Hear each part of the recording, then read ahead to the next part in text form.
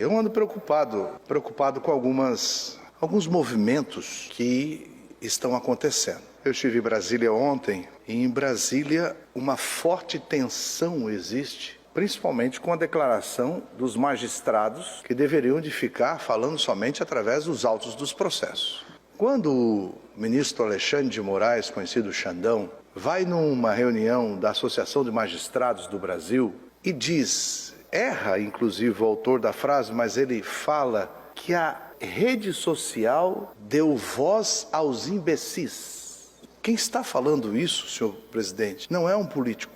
Quem está falando isso não é um filósofo. Quem está falando isso não é o presidente da associação, não. Quem está falando isso é o ministro da Suprema Corte brasileira, quando ele diz que a rede social deu voz aos imbecis. Eu digo que a rede social deu voz e abriu a transparência da gente ver a imbecilidade de ministros da Suprema Corte.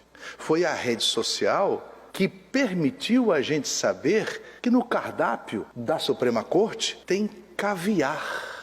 Caviar.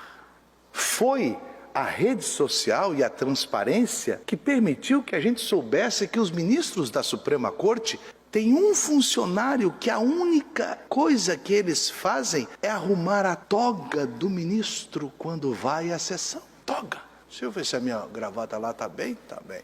Eu imagino, né, o cara, quando vai para a sessão, é colocado aquela toga preta, ele se acha o professor de Deus. E daí tem um lá, recebe o salário, e diz, não, ministro, aqui, olha lá, quando o senhor senta, cuidado, para ficar bonito para televisão, para a foto sair, a gente dá uma lacrada. Eu queria dizer ao ministro Alexandre de Moraes que não foi a rede social que deu voz aos imbecis, é que vocês não honram a toga que vestem. É isso. Vocês não honram o juramento que fizeram de serem guardadores da Constituição e não puxadinho de partidos da esquerda. Vocês não estão honrando o que vocês deveriam de fazer, que é falar nos autos dos processos e não fazer o que está fazendo. Escuta aqui, ó. Eu vou dizer, essas palestras que ministros do Supremo Tribunal Federal dão, elas não são só uma palestra. Em 2016, por aí, 2015, 2016, a Unali, entidade que eu presidi, fez o encontro da Unali, deputado, em Sergipe. E à época o ministro era Joaquim Barbosa.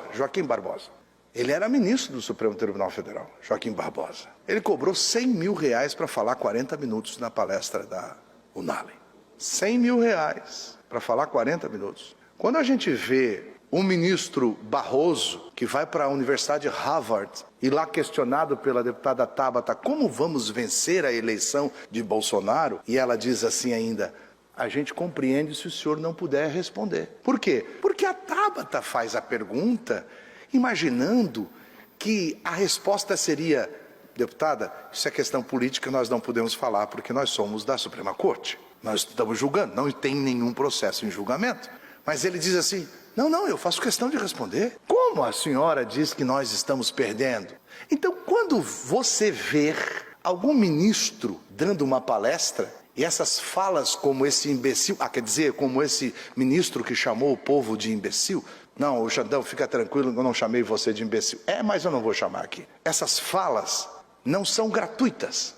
Tem cachê, tem pagamento de despesa, porque qualquer evento gostaria de ter nos seus palestrantes o ministro do Supremo Tribunal Federal. Esse é um assunto que eu trago para que você, que acompanha nós aqui, ligue esse filtro. Meu pai dizia, não tem café de graça. Acho que o STF logo vai ter outras preocupações, a não ser essa só política. Porque o que a gente está vivendo é uma tensão muito grande nesse país. Muito grande. E o pior de tudo, sabe o que eu ouvi, deputado Lima? Que da esquerda começa a surgir um medo que, se a esquerda voltar ao poder, o STF terá a mesma ação contra a esquerda. Porque parece que agora o STF ou alguns ministros do STF se sentem que realmente mandam no país. E que estão lá e ao saírem de lá têm cargo vitalício e cobram para fazer palestras para falar imbecilidade.